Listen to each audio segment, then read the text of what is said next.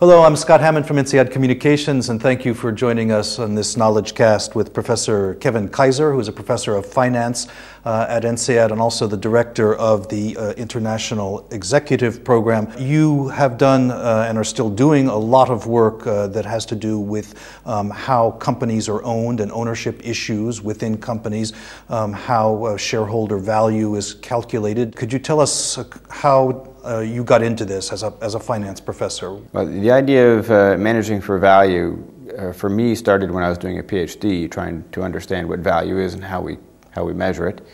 It then became more real when I was a consultant for a few years and had to actually help managers to think about it. And then when I returned to INSEAD as a professor to teach about how managers should be and could be managing for value, I came to realize many of them don't really appreciate what we mean by value and value creation and managing for value. And what I mean by that is it's not clear which value we're talking about when we say manage for value. Is it the shareholder value? Is it consumer value? Is it employee value?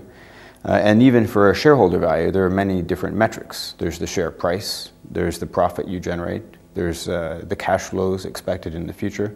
So it's not clear to many managers, and indeed maybe to academics, which value we're talking about. So as I started to pursue this, I tried to think about a way to explain why it is that economists try to teach about managing for shareholder value, which is a quite different metric from simply the share price. One of the things that we're looking at, the capital market itself, as the ownership of the world's resources is sort of transitioning from private ownership to the capital markets over the past hundreds of years. The capital markets are a very convenient mechanism, essentially, to transition the world's resources from those who used to own them, which is a very small number of people, to now the billions of us who own them. And as the billions of us take ownership of those resources, any profits left over essentially accrue to us, the shareholders. But us are not, again, we're not the 500 who used to own the world's resources. We're the 1.5 billion, 2 billion people who do. And as we compete to provide the cash to the companies, the result is we're competing the benefits for us away. So that we're getting remarkably poor returns on our investments as shareholders, and the residual now is getting smaller and smaller and smaller to a degree. At the same time, as we've taken control of the resources and ownership of them, we focus the managers much more on making sure they deliver safe, reliable, feature-rich products at low prices. We ensure that they manage their employees responsibly, treat them fairly.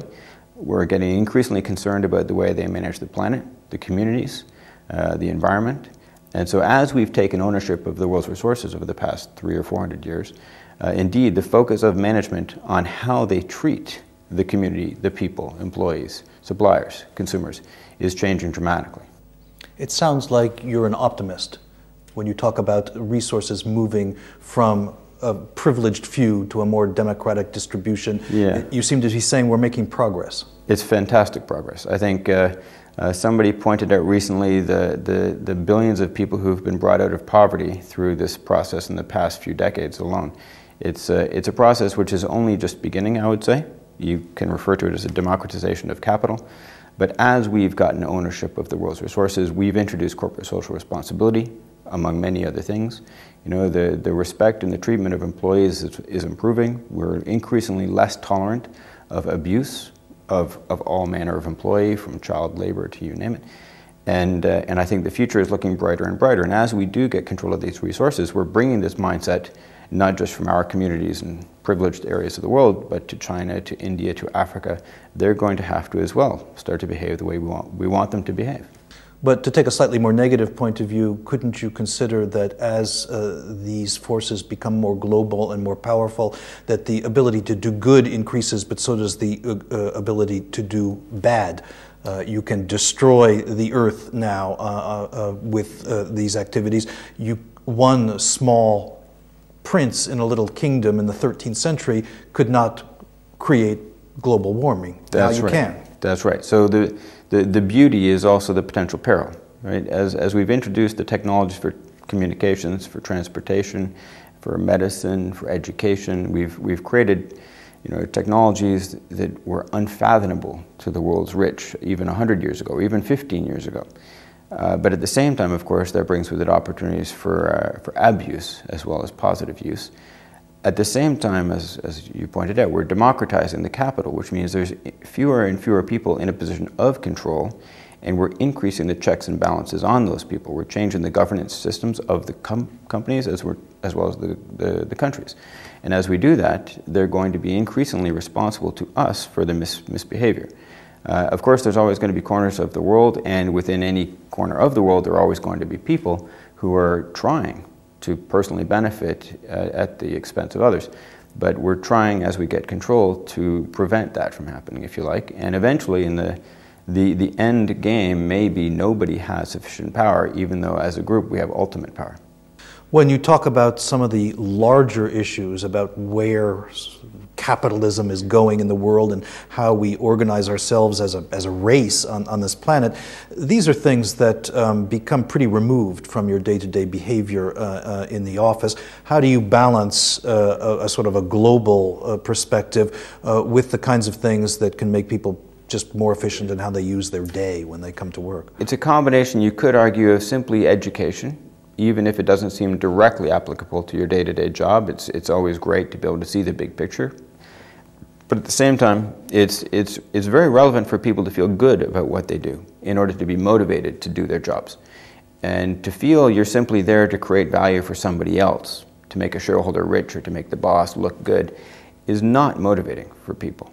What is motivating is to feel that what you're doing is good for the community, for the other employees, for the consumers who buy your products and services.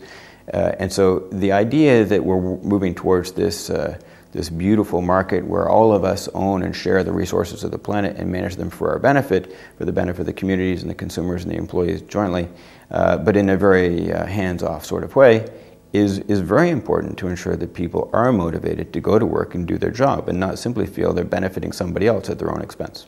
One of the key themes, of course, in this perspective is integrity. As you can read in the article, it's a theme which will show up in all of the companies striving to deliver value systematically, and what I call having systems of value-based management.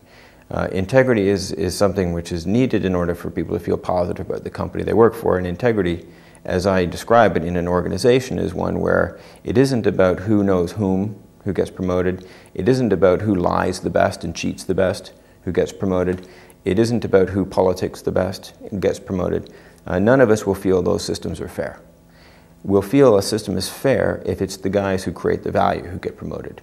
And all of us are born with a fairness meter inside of us, and we're also born with a value meter. We can tell value creation from value destruction. And in organizations where people who are creating value do get promoted, people who don't face the consequences, people feel that system is fair.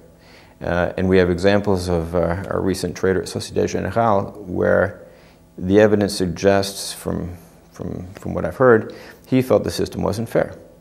Certain people went to the right schools. The result is they could access certain positions. Other people didn't go to the right schools. They couldn't, independent of how well they did their job. He didn't consider that fair because he felt some could be creating just as much value even if they didn't go to the right schools. And like any other system, if it's not based on who creates the most value, but instead whose dad is whom, who went to the right school, who politics the best, we won't consider that fair. People will not be motivated, and you're going to have systemic problems. Kevin, thank you for what necessarily has been an extremely cursory look at some of the work that you're doing. Our listeners who are interested in getting further into the subject can look at the article accompanying it on our Knowledge website. Thanks for joining us.